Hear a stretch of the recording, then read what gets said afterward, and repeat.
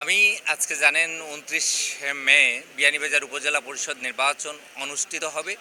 সেই নির্বাচনে একজন চেয়ারম্যান পদপ্রার্থী হিসেবে আজকে প্রতীক বরাদ্দ পেয়েছি মোটরসাইকেল।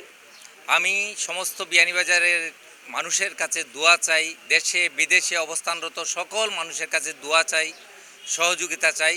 সকলের সহযোগিতায় দোয়ায় আমি এই নির্বাচনী কার্যক্রম পরিচালনা করতে চাই। আমি যারা আমার এই নির্বাচনী প্রচারণায় অংশগ্রহণ করবেন সকলের কাছে আহ্বান জানাতে চাই, বিয়ানীবাজার হচ্ছে সম্প্রীতির শহর, বিয়ানীবাজার হচ্ছে শান্তির শহর, বিয়ানীবাজার হচ্ছে সৌহার্দ্যের শহর। এই প্রচার প্রচারণার ক্ষেত্রে যারাই এই নির্বাচনে প্রচারণা করবেন তারা যেন আমরা সকলে মিলে এই বিয়ানীবাজারবাসীর সম্মান ইজ্জত বজায় রেখে আমরা একটি অবাধ ও নিরপেক্ষ শান্তিপূর্ণ নির্বাচনে প্রতিদ্বন্দ্বিতা করতে পারি এবং শেষ পর্যন্ত আমাদের বিয়ানীবাজারের সুনাম যাতে নষ্ট না হয় সেজন্যে আমরা সকলে মিলে চেষ্টা করব। আমি সকলের দোয়া সমর্থন ও সহযোগিতা প্রত্যাশা করছি।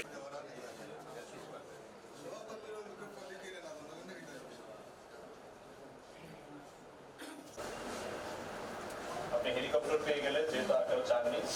তিনজন করে আমি দেখতে পাচ্ছি প্রতিনিধি প্রার্থী আছেন 9 জন। তো প্রথমে মোহাম্মদ আব্দুল বারী সাহেব।